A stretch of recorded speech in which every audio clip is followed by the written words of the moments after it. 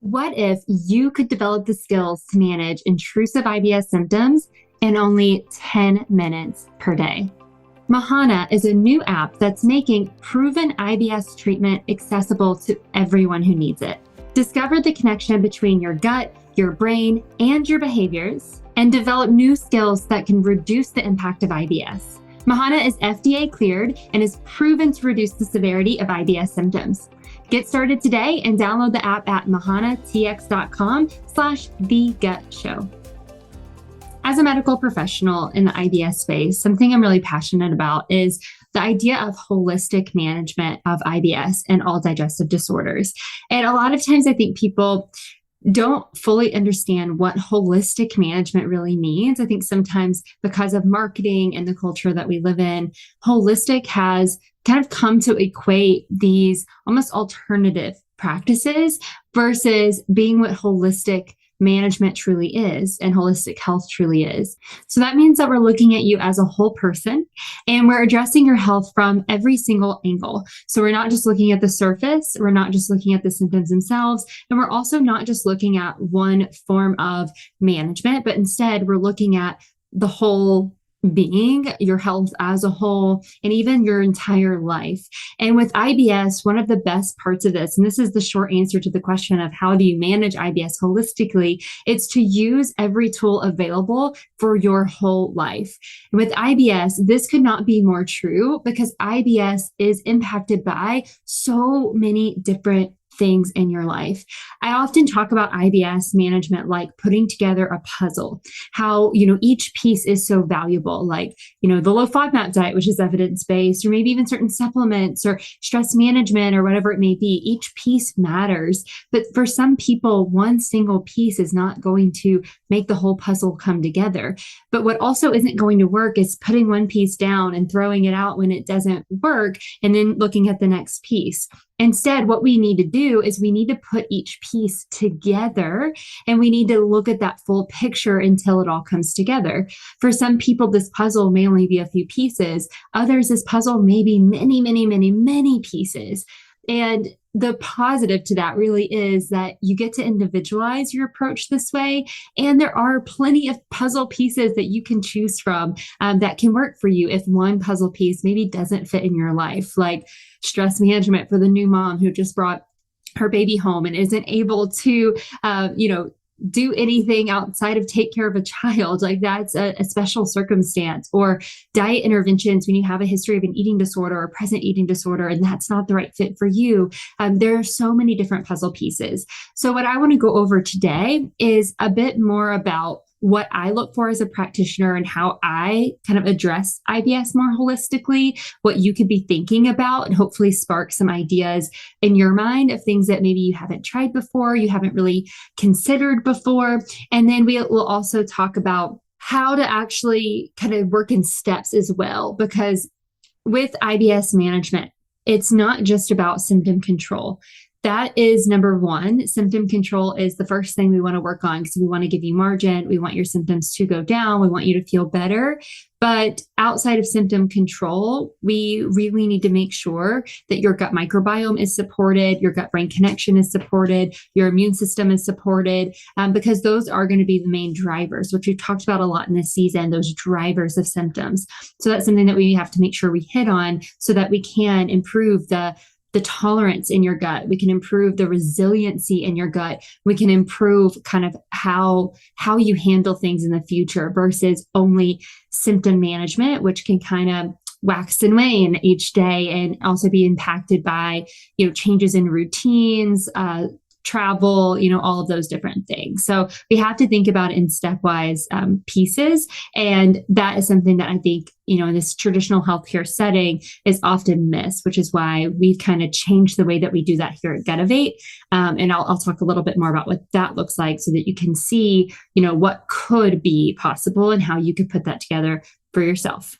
So, one thing to think about, because if you look at research and we are thinking about symptom management strategies, we have some evidence based symptom management strategies for IBS. That's where the low FODMAP diet fits in, gut directed hypnotherapy, cognitive behavioral therapy, and even certain medications.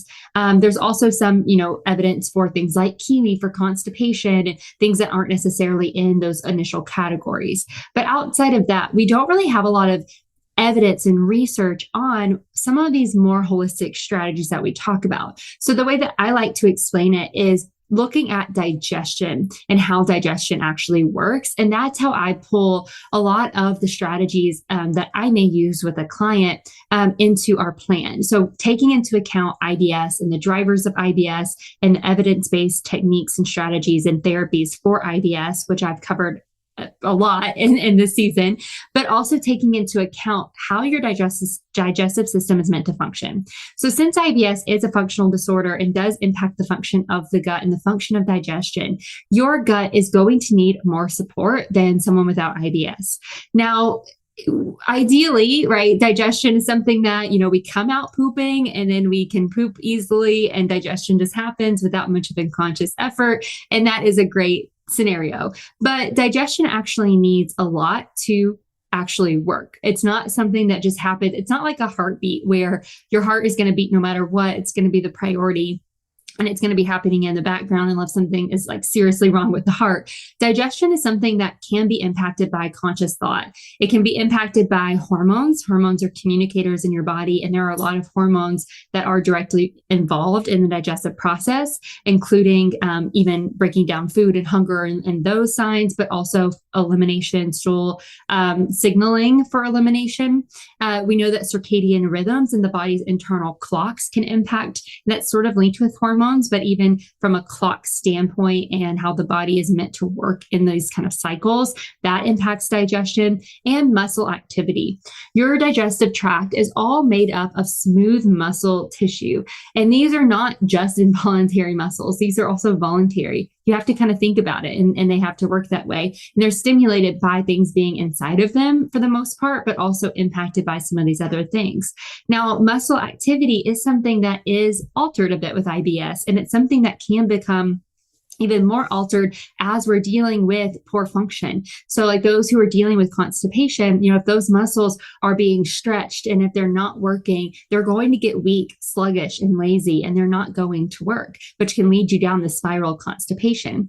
If your muscles are spasming, if they're working too much with diarrhea, then what you may see are more cramps, more spasms, and even a weakness and a tension that is not healthy for the muscle. And so it's important to make sure that we take into account muscle activity.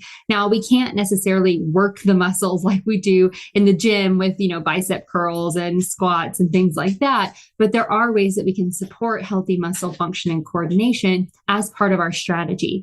Now, I bring all of that up because these things may not be IBS, treatments, but if your digestive system is not supported at a baseline, and then you bring in this barrier of IBS that's impacting your function, and then, we try to implement a strategy to kind of deal with those symptoms, we are missing a huge chunk of the puzzle if we are ignoring digestive system function. And that's something I am very passionate about as a dietitian in this space, because I've seen way too many people just get prescribed a low FODMAP diet or just get prescribed a medication that comes with side effects and costs, and no one has talked to them about the basics of digestion. And it's not something we learn. It should be something we learn in health classes and even in elementary school, of how to poop well, how to digest our food well, how to support this process.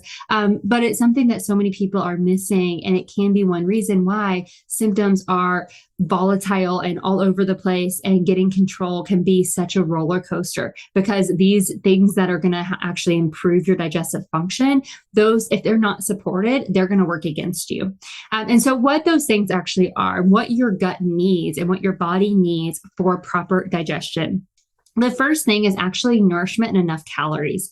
This is a huge, because not only do we see this in the link between eating disorders and dieting culture to IBS, where restricting calories and even weight loss and even severe restriction, like we see with actual eating disorders, that does not provide the energy that your body needs to function. And, I mentioned your heart is going to function, your brain is going to function, your lungs are going to function. Those organs are going to take priority over everything else in your body for survival. So if you are not eating enough, even if it's that high level of restriction, or maybe it's just some dieting where you're not quite meeting all of your needs, like you've put something into a calorie calculator and it's really low.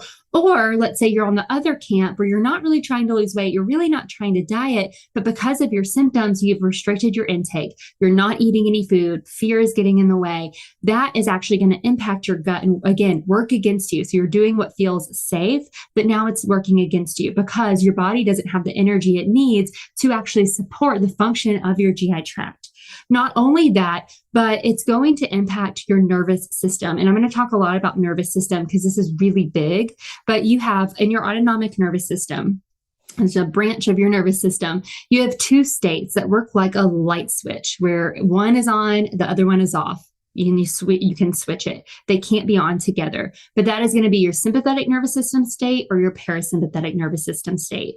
In your sympathetic nervous system state, this is what we call the stress state. What happens in stress state is your body is prioritizing survival and it's prioritizing releasing energy for kind of your brain, your heart, and like these muscles to like move, fight, do whatever they need to do. You're in kind of that fight or flight response.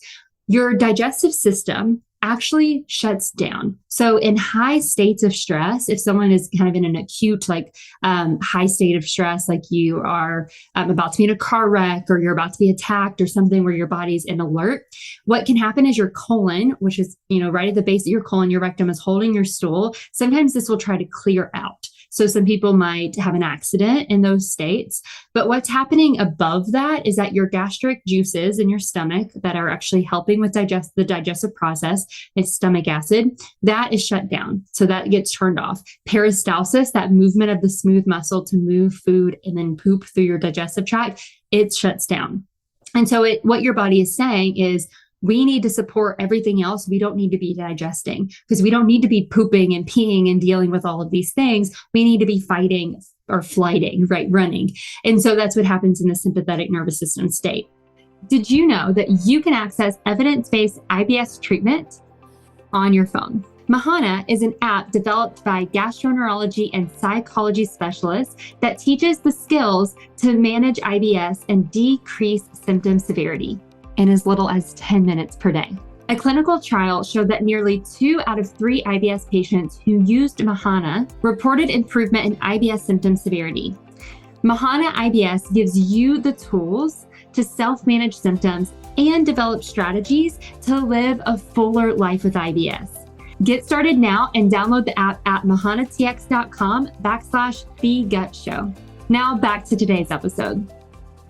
If you are there chronically at even a lower level where you might not be at that heightened amount of stress, but you're chronically in this nervous system state, your digestive system is impacted. Now, the opposite of that is parasympathetic nervous system state. And this is our rest and digest state. And this is where the digestive system is fully supported. So it's where your body is able to actually function well and in a controlled environment without being in that fight or flight place. And so it's really important to know how to regulate the nervous system. And that is something that needs to be in place for the digestive system to function. And so that brings in stress management, which is key for proper digestion. Not only that, but stress is going to impact the way that you feel overall and can impact the food that you eat. So it has a direct and indirect effect. Something else that your body needs related to that circadian rhythm that I talked about earlier, or your body's clocks, is good sleep and routines. Sleep is one of the best ways to help regulate your circadian rhythm and your circadian clock. And that means adequate amount of sleep for the body to recover. And that kind of goes back into nervous system regulation and hormones, but also good consistency with sleep schedules. So the same kind of wake and sleep time, and having routines around those that mimic the sunrise and sunset and kind of get your body on that rhythm. And routines overall outside of sleep also can impact this. So your routines of movement, your routines of even toileting behaviors and time, your routines of eating, all of that can impact the way that your gut functions, because your body really is meant to work like a bunch of clocks, and it's meant to work with ease. And that's where that's going to really fit in. Inconsistent routines will make this a bit harder. So it might not shut down digestion necessarily, but it's going to give you another hurdle to go over in order to function. And with IBS, you already have that one big one, so you really don't want others in place. And then other things that can matter would be movement and muscle coordination. So your movement overall is actually going to impact your digestion. And that kind of, again, goes into a direct and indirect place. So directly, movement might help stimulate muscle function and that smooth muscle activity, which is going to help with healthy motility. Movement is going to help with blood flow, which is going to be really important. And then indirectly, movement is going to help with circadian rhythms. It's going to help with nervous system regulation and stress management and all of those different pieces. So movement is key. And then muscle coordination is kind of the deeper level of that. So for some people, their IBS either is going to lead to this or this is what's going to cause their IBS, but there can be a dysregulation of muscle activity, whether that's the abdominal muscles and the diaphragm, which is that muscle right at the base of your lungs.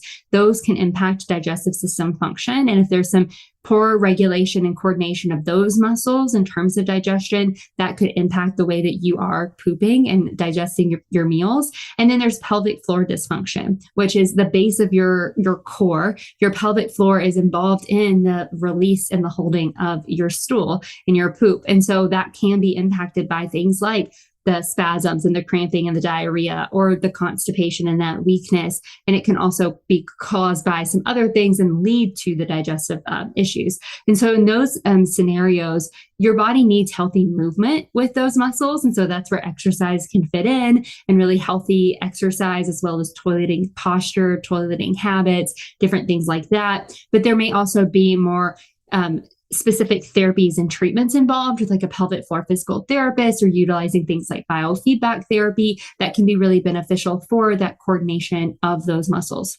All right. So once we know that we have supported the function of the digestive system, then we want to think about the triggers of symptoms themselves. So again, we have to start there. We know that we're supporting digestion. I refer to these a lot in my practice as foundational habits, but these are things that are so important. And then we want to work on then identifying the things that are going to trigger your symptoms and modifying those triggers. So we identify them, then we modify them. And this is kind of like a Band-Aid for some, but it will be less of a Band-Aid and more of a solution and more of a real help once you've supported digestive system function. Trust me, I've done this for many, many years, worked with many, many people with IBS, and that has rang true time and time again.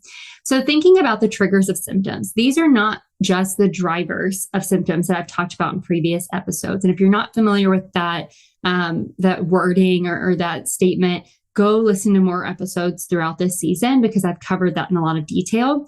But the triggers of symptoms are going to be the next layer of that. So the drivers are deeper, and now we're kind of getting closer to the surface of what's happening with symptoms themselves. And so when we're looking at triggers, that includes stress, kind of like that stress state and the nervous system state that I mentioned, nervous system dysregulation, so not the inability to regulate. And that's where kind of anxiety is going to fit in, poor boundaries and habits kind of works into stress management a lot. Certain foods can be triggers, and even gut irritants. So thinking about things, not just trigger foods like FODMAPs or maybe high amounts of fruits or something like that you may notice in yourself, but gut irritants, including drugs, alcohol, spicy foods, things that we know can irritate the gut, caffeine, coffee, things like that. And then there's also going to be intensity of exercise. So for some people, and this again goes to stress and cortisol and that stress response in the body, but for some people, certain types of exercise is going to trigger more symptoms. And so that's something that we may look at based on the research, based on what we know, based on even anecdotal research and surveys and things that have shown us what people have experienced. We're going to identify what those are. And the goal is to modify them.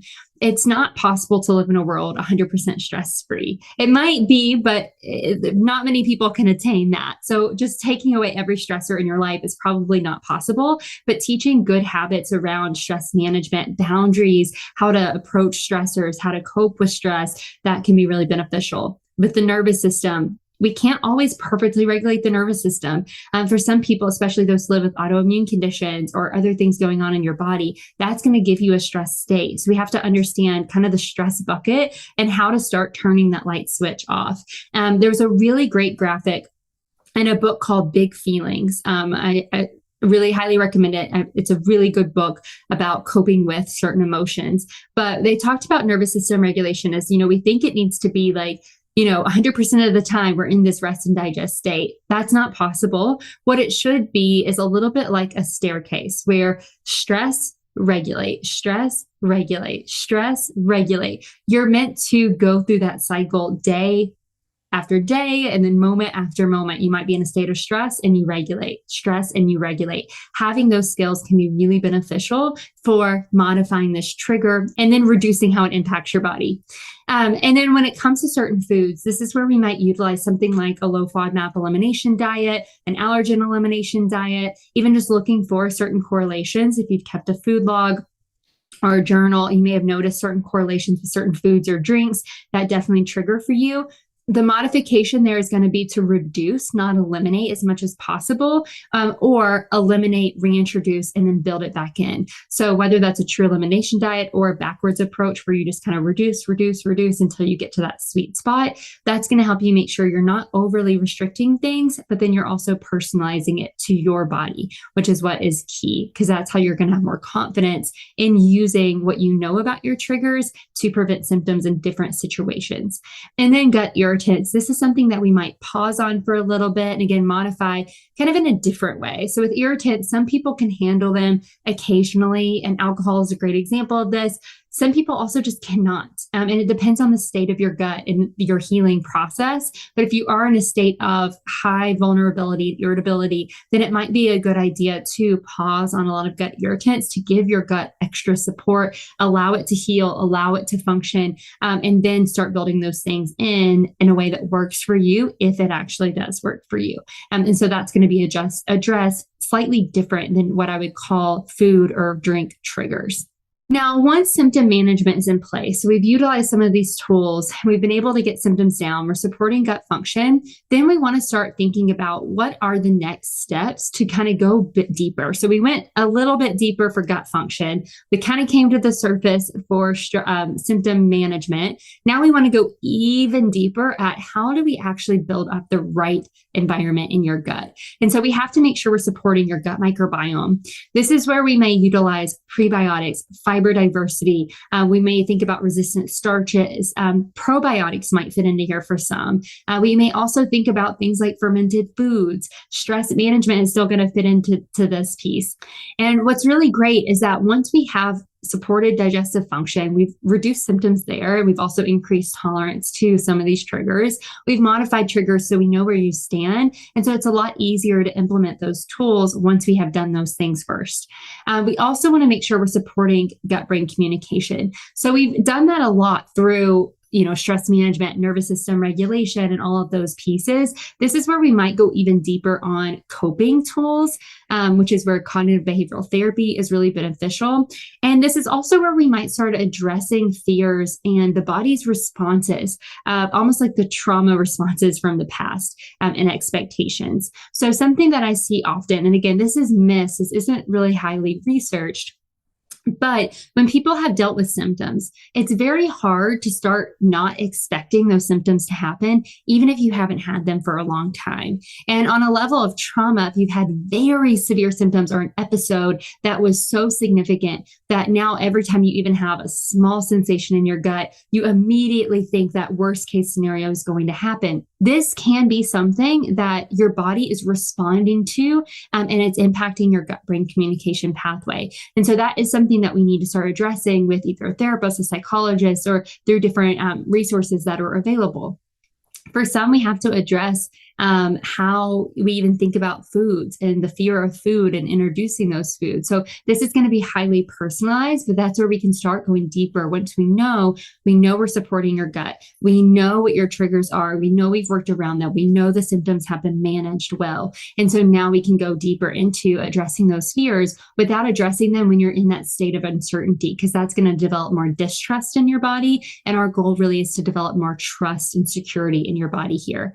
And then we also need to support the immune system. So not everyone with IBS is going to have this immune component, but most people are. And so it is something we want to be aware of. And for some people, this is going to be really key.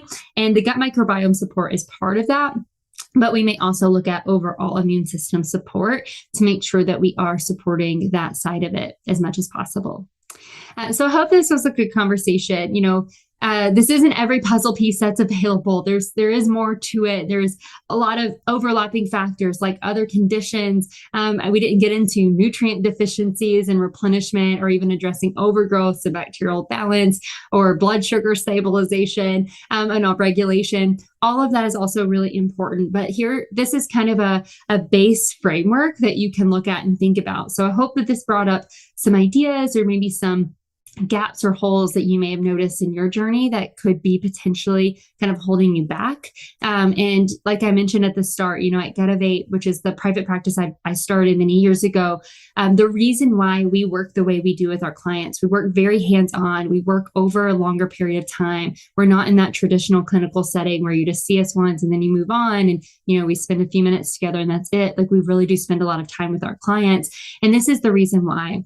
So we want to make sure that we're not just giving a handout. We're not just implementing one thing, but we're looking at the person as a whole. We're looking at your whole life. We're evaluating what's really happening. We're adjusting, we're modifying, and we really are putting that puzzle together. And so if that is something that you're looking for, we'd love to talk. There's information in the show notes if you're interested in that. But even outside of that, like, that is what you want to look for with your healthcare team. Those are the things you want to ask for. And the things you want to be thinking about is not just the Band-Aids, not just the quick fix, not just one piece of the puzzle at a time, but shifting that kind of mindset and that approach to, okay, how can I actually put these pieces together for me and really build a plan that works, and a holistic plan that works for me. That is the shift that can make all the difference.